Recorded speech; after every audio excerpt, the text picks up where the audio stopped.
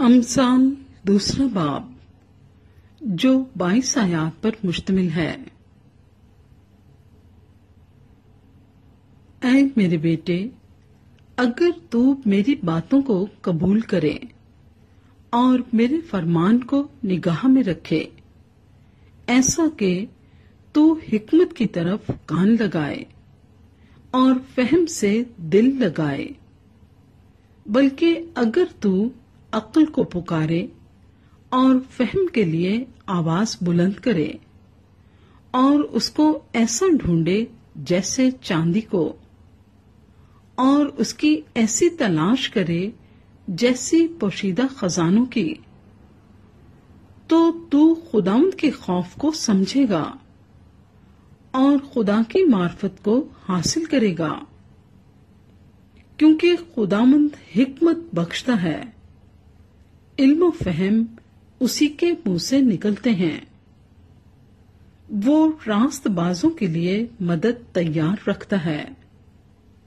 اور راست رو کے لیے سپر ہے، تاکہ وہ عدل کی راہوں کی نگہبانی کرے اور اپنے مقدسوں کی راہ کو محفوظ رکھے۔ تب تو صداقت اور عدل اور راستی کو، بلکہ ہر ایک اچھی راہ کو سمجھے گا، کیونکہ حکمت تیرے دل میں داخل ہوگی اور علم تیری جان کو مرغوب ہوگا، تمیز تیری نگہبان ہوگی، فہم تیری حفاظت کرے گا، تاکہ تجھے شریر کی راہ سے اور کج گو سے بچائیں۔ جو راست بازی کی راہ کو ترک کرتے ہیں تاکہ تاریکی کی راہوں میں چلیں، جو بدکاری سے خوش ہوتے ہیں اور شرارت کی کجربی میں خوش رہتے ہیں، جن کی روشیں ناہموار اور جن کی راہیں ٹیڑھی ہیں، تاکہ تجھے بیگانہ عورت سے بچائیں، یعنی چکنی چپڑی باتیں کرنے والی پرائی عورت سے، جو اپنی جوانی کے ساتھی کو چھوڑ دیتی اور اپنے خدا کے عہد کو بھول جاتی ہے،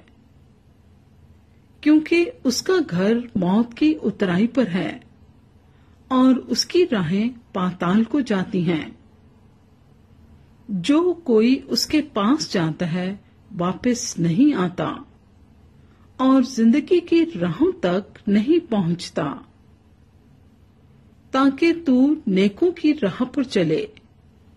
اور صادقوں کی راہوں پر قائم رہے، کیونکہ راست باز ملک میں بسیں گے اور کامل اس میں آباد رہیں گے، لیکن شریر زمین پر سے کاٹ ڈالے جائیں گے اور دغا باز اس سے اکھاڑ پھینکے جائیں گے۔